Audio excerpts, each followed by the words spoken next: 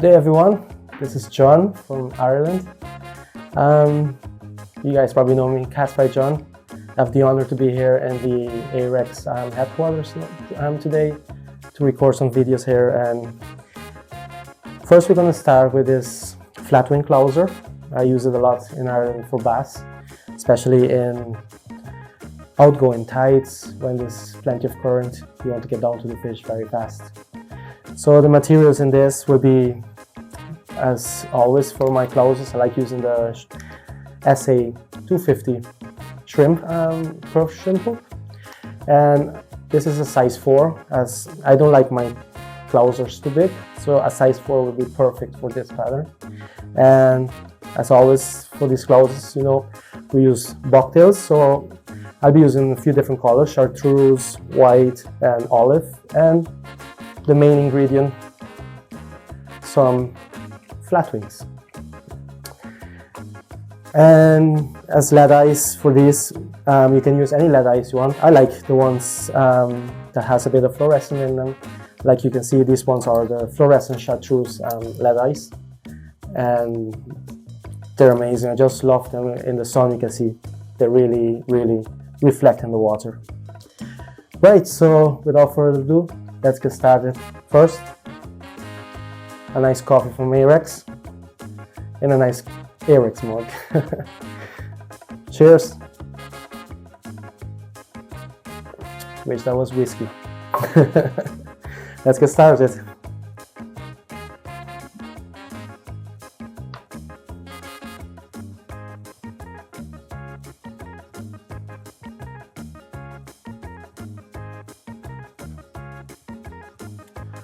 Perfect. We're just going to build the head a bit. I like building a bit of thread so the dumbbell eyes will sit perfect and they won't move after that. So you have a nice base underneath the dumbbell eyes. No need to overdo it. It's just you need something that it will hold the thread and the dumbbell eyes on it.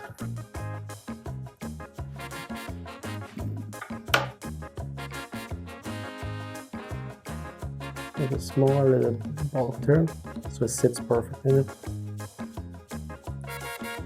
The way I like tying my dumbbell eyes, I like doing one loop on it, and then a loose loop, and then you pull, and then you sit them in. They sit perfect for you then where you want it.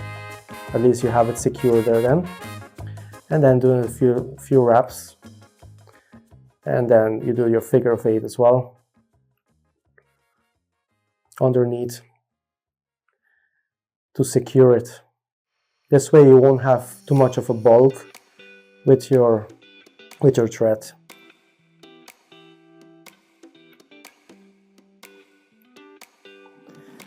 Right, set up perfect. Let's set up this hook a bit good there. There.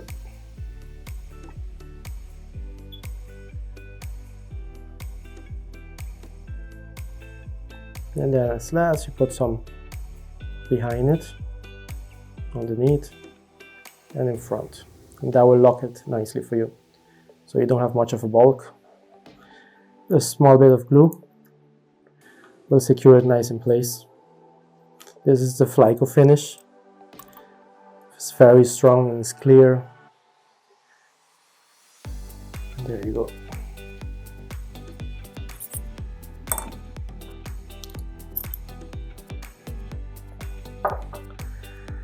So to start then, we're going to start as always with the Clousers.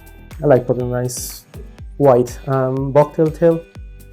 These are from Flyco. I like the soft materials as I can prepare them nicely then. So you just clean beyond the furs and small pieces.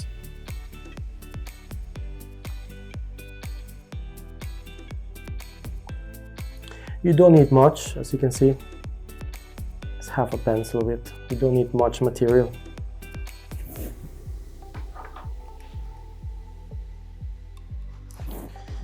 Straighten it. And since these are the soft bucktail, I like then using my hair straightener a bit and give them a bit of a, straighten them up a bit, since the soft ones are a bit curly. But the reason I like using the soft bucktail as it gives more movement in the water. So it looks actually a bit like craft fur. Many times people think I do my tails with craft fur, but it's actually no. It's very soft bucktail. So it's nicer because it won't fall anyway compared to the craft fur. So with the bucktail you have a nice supporting your flies, especially with the flat wings. So just a bit of your girlfriend's hair straightener or something, and there you go.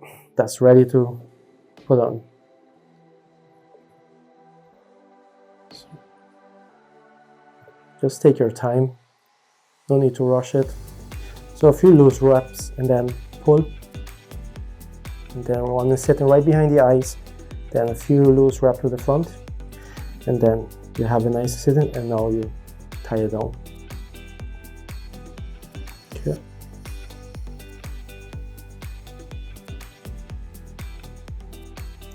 And now you go to the back with some tight wraps, but once you get into the back I like to do some loose wraps so it will not spray out, like so. You see it's nice and straight now. And then we're going a bit back to the front as I want to add some flash in this. We turn it around so the flash won't be hanging underneath. So I turn it around a moment so I can put the flash on top, and it sits between the bucktails then. So these are just the lateral scale, the thin ones. I think they give good reflection in the water.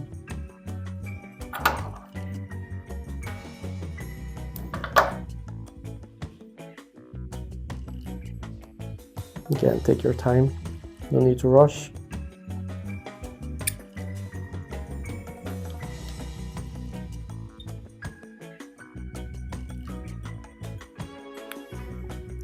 There.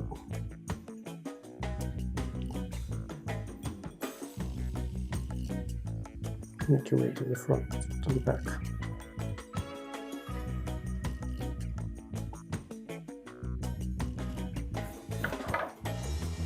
And just trim it the size, the length of the bucktail.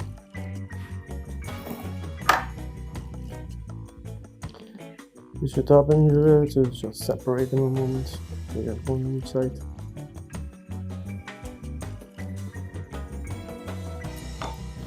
Perfect.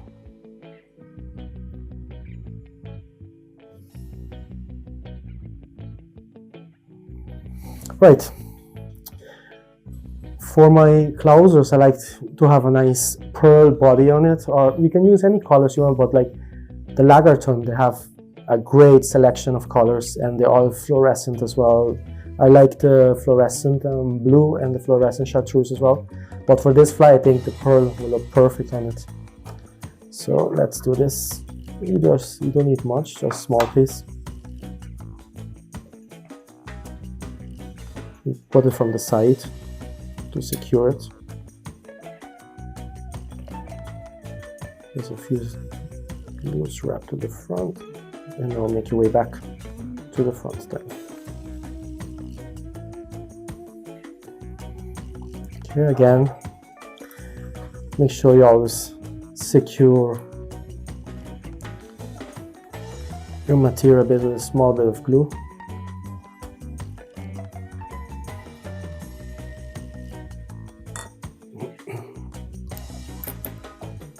It will last longer. Now I twist my flat braid, get it like a triangle, just to sit perfect at the back when I'm turning it. And I like turning it towards me instead of turning it the other direction, as I can see what I'm doing, so I won't have any gaps in between.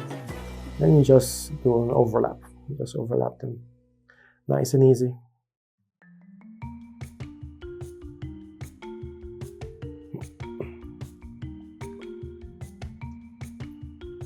All the way to the eye, here from the dumbbell eyes, and then secure one wrap to the front, one wrap in the back, and just You can cut it.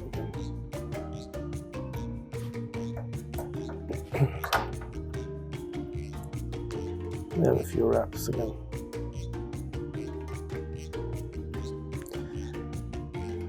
You can be creative with these. You can, some people I know that like putting a bit of dubbing behind the eye to look like gills and things.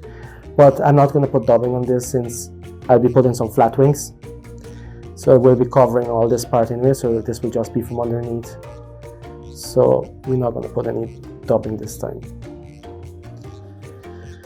So next step, I like a bit of, let's put a bit of Chartreuse. This is a fluorescent one from Flyco. Just to reflect a small bit in the water, and then I'll be adding the olive ones over as a last wing. Well, I love Chartreuse, especially for the salt water. I love Chartreuse for salt water. It's one of those colors you have to have a few flies. Well, in my case, most of my flies are Chartreuse in my fly box, as it's a color that I'm confident to fish and that has worked over and over for me. So again, I prepare my bucktail, and you can see I have it a bit shorter than the white ones. So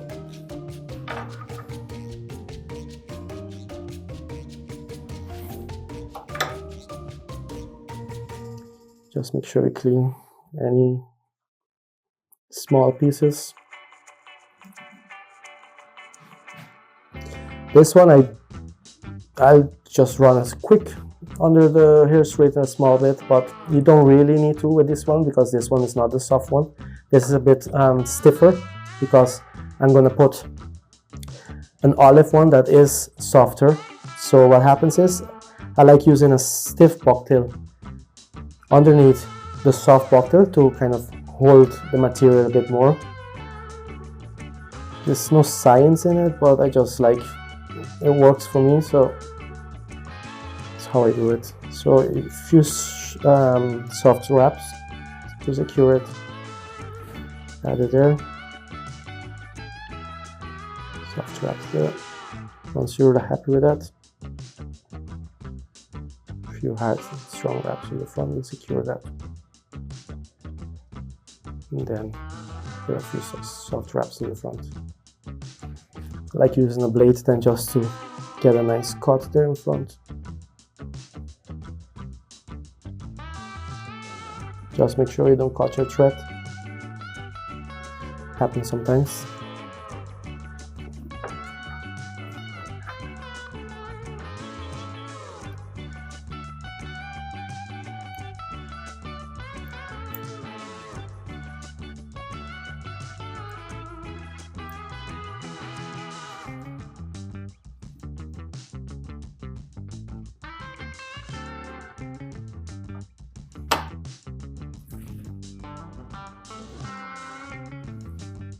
Again, check your materials and take your time with it. There's no need to rush it, just take your time. Make sure each step is nicely secured and everything. Okay. This one here there that I don't really like, we just pull it off.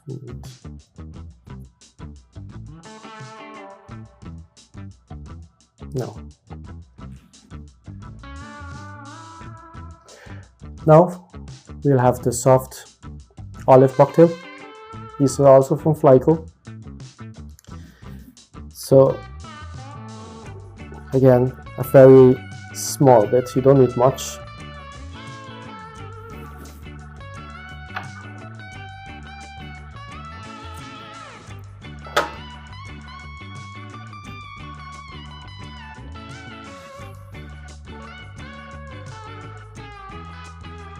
Beyond the floor. Well, the small pieces of bucktail. Pick your finger a small bit to wet it, so when you do the hair straightener, it will straight. Easy for you then. If it's dry, I find you have to do it loads and then you might end up burning even. So I like just wetting it a small bit and then use it like that. So while I'm tying this bucktail, actually I'm going to teach you a trick that I normally do. Like I can cut these and have it sit in perfect. But actually, since we're working with bucktail, I might teach you a small trick that works a lot for me when I'm tying, for example, bait fish patterns and things like that with bucktail, and to have a nice neat cut on it. So I'm going to show you this. So this one I want a small bit short there. So you pinch it there. Okay, so you see I left it long. So teach you a trick with this. So now I secure it, a few soft wraps, and then I secure my bucktail now,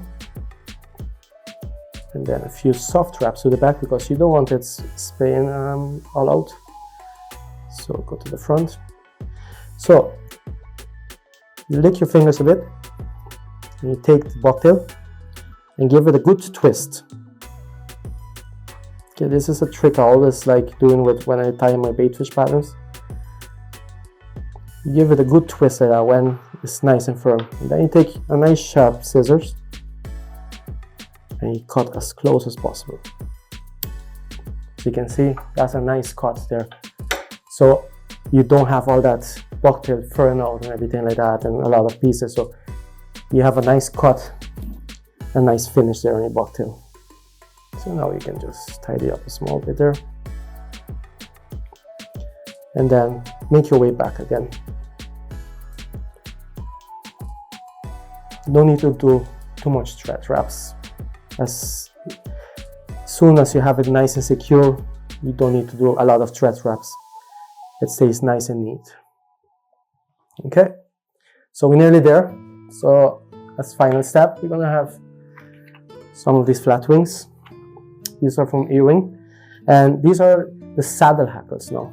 So they are softer than the capes, but I normally tie them with capes as well, but I got my hands on some of these and I said I have to use these materials. So they're nice and soft, and I say it's going to have a lot of movement in the water. So we take one right side and one left side there. So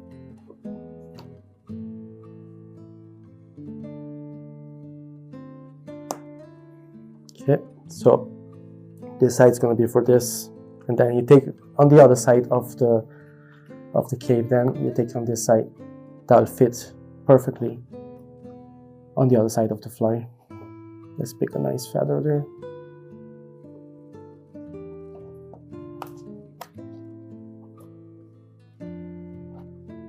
I like this one. See, because each side has a curve, has a bend, so this one will fit perfect on this side, while this one will fit perfect on this side. So just clean up. First you measure it and see how far you want them. So let's start with this side first. So you turn the fly to yourself there. So use your double needle moment, split them out, make sure everything is nicely there. So first we're going to go with this one.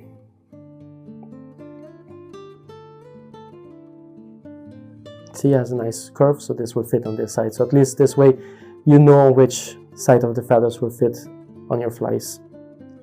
So you measure it. I like it just a small bit longer than the white, but like that. So a small bit, don't need to overdo it, go too far, just kind of keep it the right size there. So you clean up these feathers, just pull them back. So you have the stem to work with.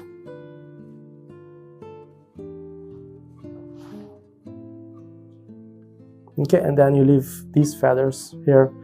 So when you tie your fly, it has something to secure the thread on. So you lie them there. I think I'm gonna take a small bit more. It's still a bit long. I think that's perfect. So you hold it down with your thumb and have the feather sticking out a small bit there, you see, with the bit of the feathers, so you can have to secure. So hold that with your thumb a moment. Few loose wraps. So what I'm going to do now, I'm going to take the feather, hold it here, and then pull down with this one. So it sits right behind, in front of that dumbbell eye, and you can see it lifts up a bit.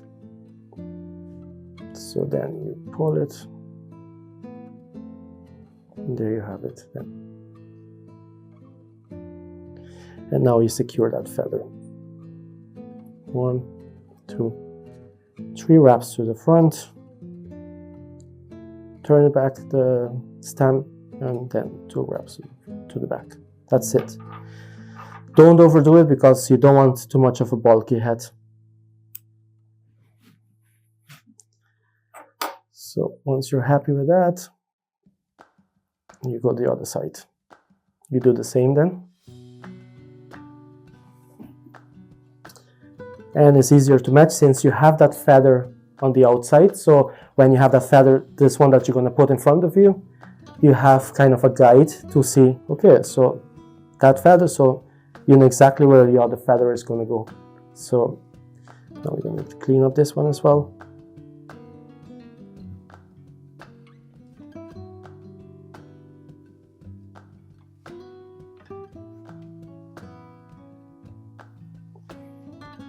And take your time. Fly tying, there's no need to rush it. Take your time, and your flies will last, and you'll be happy with the final product.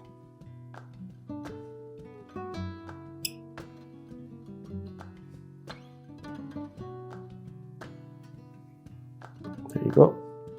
And then pull them down again. So what happens is when you pull it down, it lifts the feather, so you have that nice curve on top then. See, so it sits perfect then. So there you have it. 3 there. Pull it back like that, and 2 wraps to secure the stem so it lasts longer.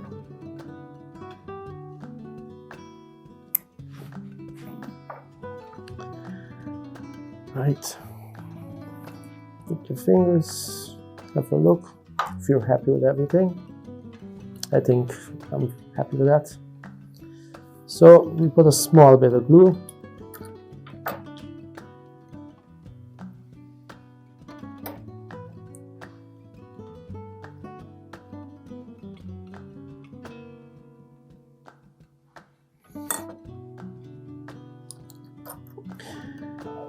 And we just give it a quick whip finish. You don't need to overdo the whip finish because what I'm going to do is I'm going to put olive after. So you don't need to overdo your whip finish. So what I normally do is I start from the back, from the front, sorry, and then just make my way back. And while you're going back, very few wraps there. And that's it. You don't need to overdo that. So you have a nice small head on the Clouser then. So we cut that thread. And now we're gonna finish it with the olive. These are the UTC threads. I like using the 70 deniers as they're nice and thin, but they're very strong as well. Unless I'm tying pike flies or any bigger flies, I will go with the 140. But most of my fly tyings, I use the 70 deniers, and I really like it. So start from the eye, make your way up, and nice and gently cover all the white threads there. And while you're going, once you get to the middle, you just cut the excess, hold it there, and there you go. One, go to the back. You see, I just did each time one wrap only. I didn't keep overdoing it. So now with the whip finisher, that's when you're gonna build it nicely and have a nice shape to finish it. I find the heads can make or break a fly, so take your time with the head to give that a nice finish. So you see, as well, I forgot to mention, make sure when you're doing that last finish, you have the thread flat. Okay. And there you go.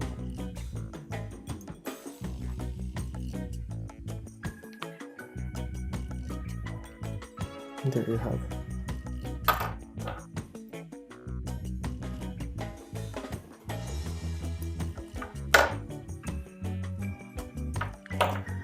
Perfect. So as last, what I normally do, I like putting some Braid sap over that head. First of all, it builds the head nicely, and it's durable then as well. So you will not, the fly will last longer. You need a fly that will last for you. So any small bit of fur that you don't like before you finish, just give that a quick snip there. Check your fly if you're happy. Okay, so before I do the Braid sap, I like tidying up the head. Any loose bit of fur or anything like that, just clean it up.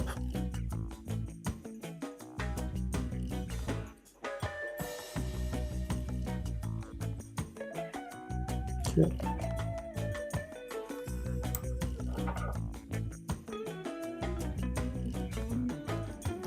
I know the flies, they're not going to the museum, but I like having nice flies in my box that I'll be confident fishing then as well.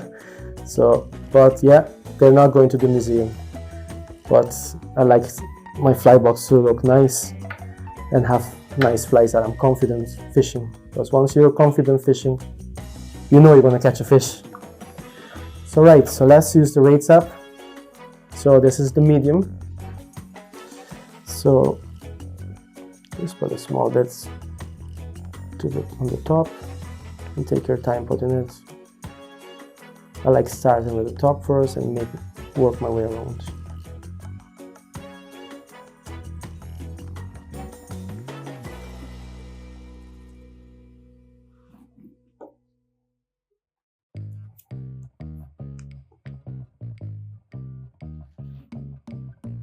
And these lamps are very good, as I actually was reading recently that UV, the lower the NM, the faster and stronger the UV dries, and these ones are the 365s compared to the 395s or most UV torches will have.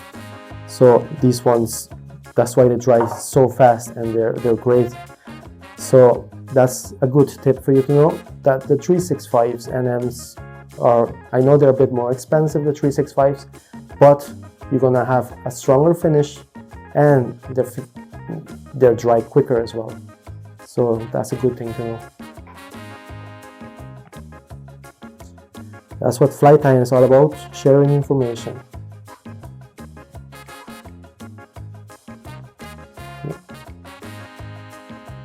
Perfect. What I like from the Braid sap, you don't need to put any varnish after, as you see it's a nice shiny finish as well. So no need for varnish over the UV or anything, it's not tacky at all or anything, it's perfect.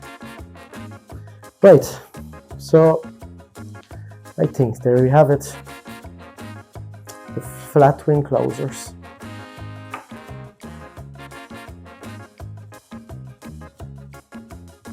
As you can see, I didn't use much material. I like them sparsely tied and will give more movement. Hope you enjoyed that. Until next time, thank you.